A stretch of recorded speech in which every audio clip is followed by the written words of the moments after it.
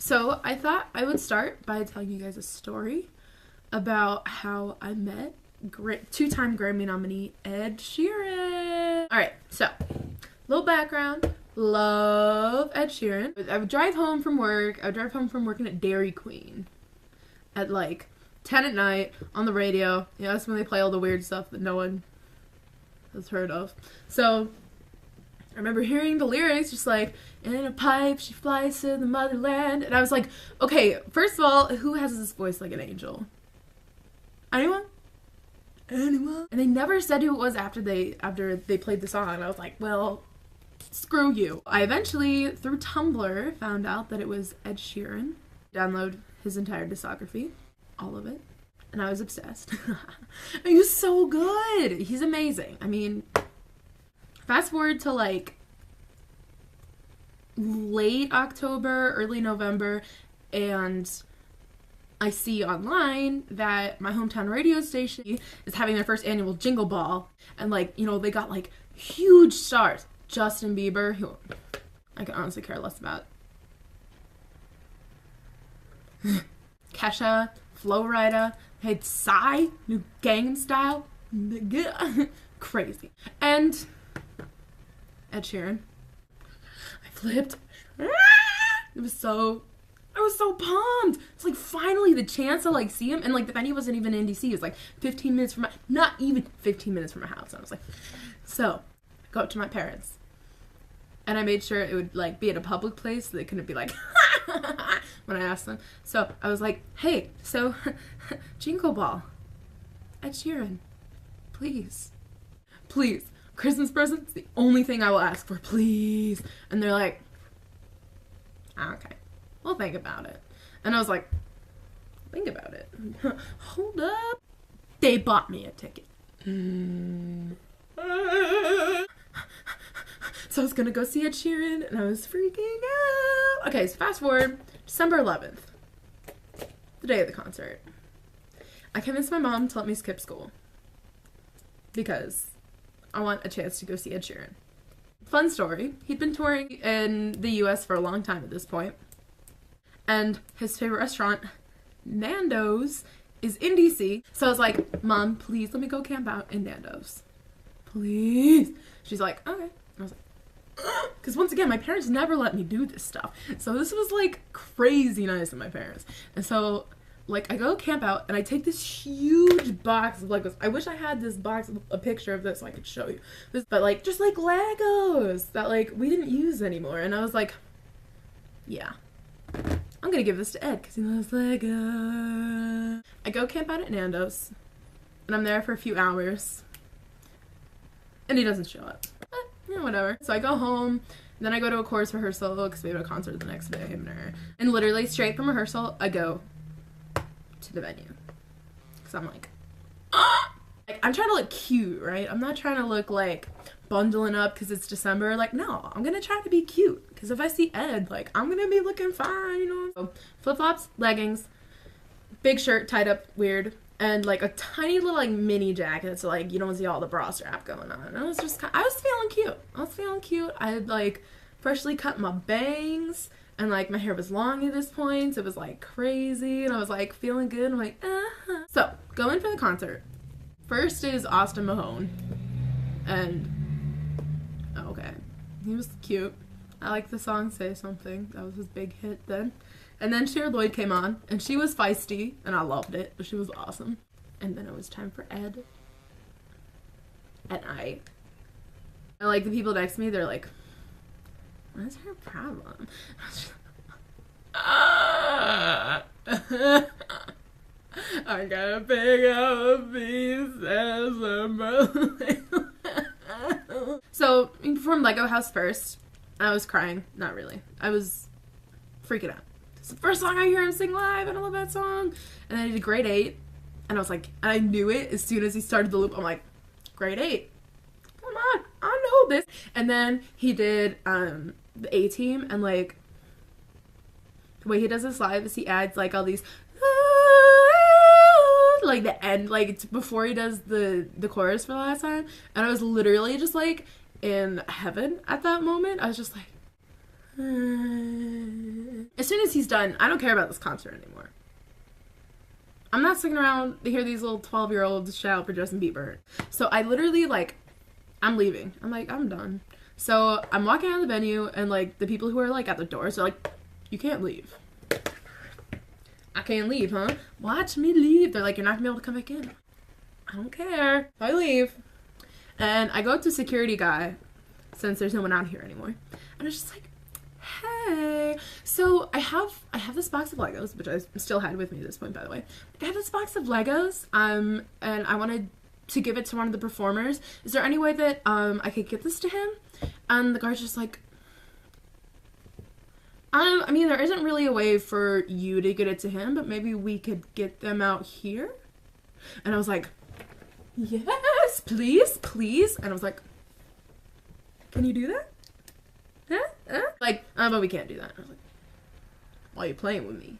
Why are you playing with me, man? So, that was frustrating. But, gave me a nice helpful hint. He's like, not saying you're going to be able to meet him, but your best shot is going to be if you go to the end of that driveway over there that leads to the loading dock where all of them are. That's going to be your best shot to see them.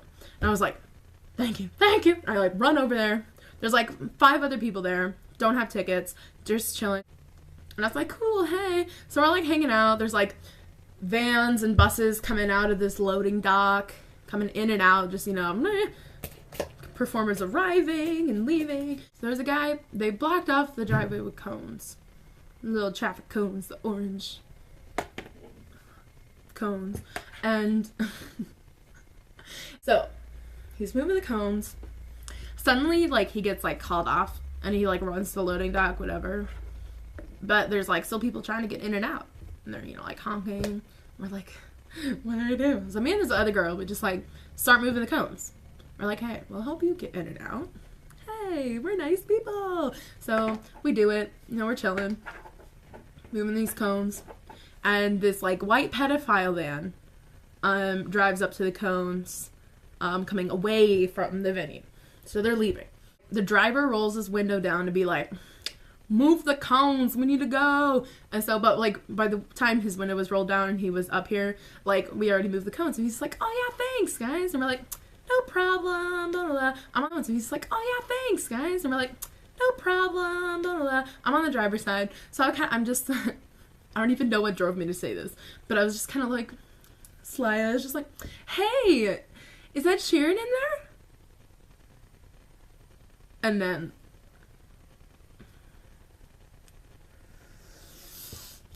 and as soon as I ask him that, he's like, my heart stops. I look down the driver's side of the car. And while this is a pedophile van, you can see in the windows. You can see in the windows. There's a guy sitting with his hood on, back to the window. And he turns around, taps on the glass, waves. It's Ed. I was like, and I am internally freaking out. Freaking out now because this is still crazy. Yeah, he's waving to me. But I start to drive away. And he's still waving. I suddenly I'm able to come back to my senses as they're starting to pull away. And I still have this box of Legos in my hand. I was like, wait, I have Legos. Ed, I have Legos for you. And he taps the window again. He's like, yeah, I heard you. Kind of way. And he literally goes to the driver, stop the car.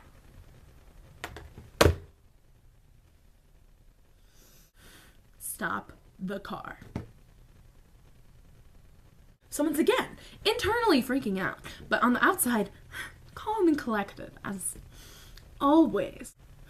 So, I start to run to the other side of the car.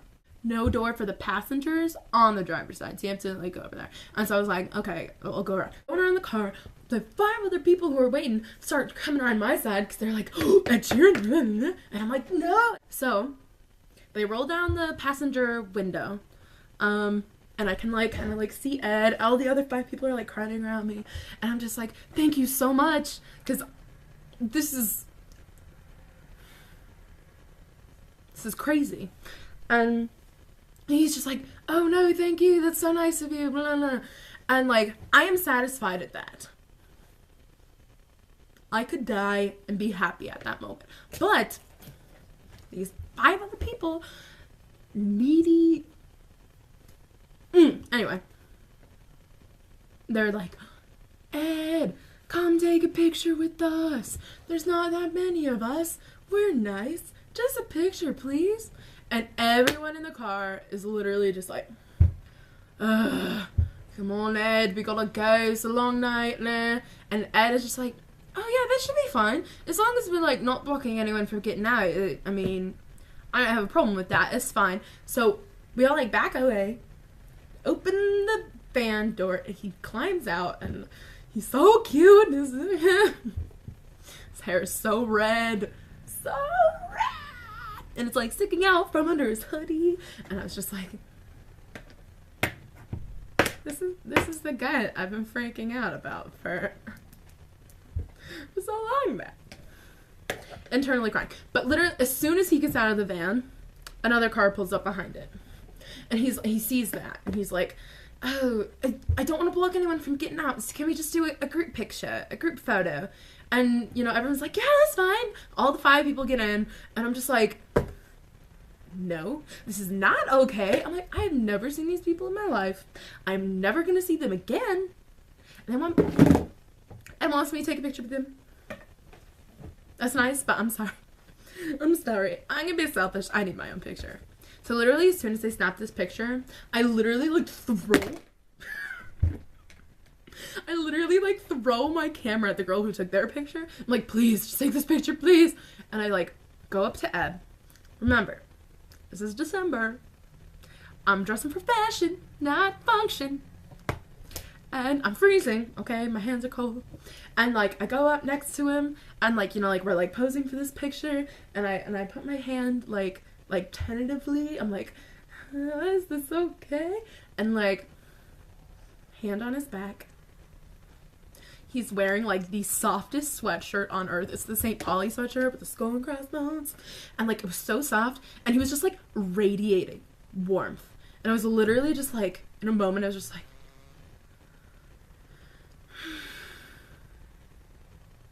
it was so nice. And then I was brought back to reality because I was just like, let's make this quick, yeah? And I was just kind of like, yeah, that's fine, thanks. So we smile, take the picture. I'm obviously overwhelmed, as I will show you the picture. But he starts to climb back in the car. I realize I still have the Legos in my hand. I'm like, wait, Legos. And he's just like, oh yeah, thanks. So they climb in the car, close the door. They drive away, like honking as they go and like waving. And you know, all the 5 people are really excited, and I sink down to the curb and start sobbing, hard crying, hard to breathe, just ugly crying. And they're like, oh my God, are you okay? And I was literally just I have never been more okay in my entire life. And that's the story of how I met Ed Sheeran. And literally the whole way back, I sobbed to my car. I turned my camera on and I looked at it. I looked at the photo. And it was real. Yeah. It's one of the coolest things that's happened to me in my life. For real, bro. So amazing.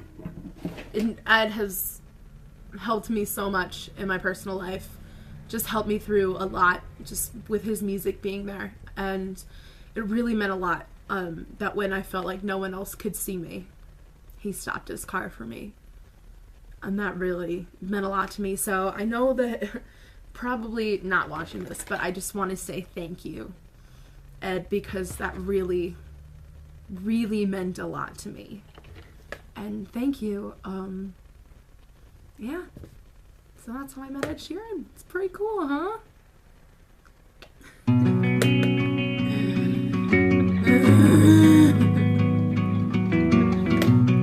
I'm gonna pick up the pieces and build a Lego house. If things go wrong, we can knock it down. My 3 words have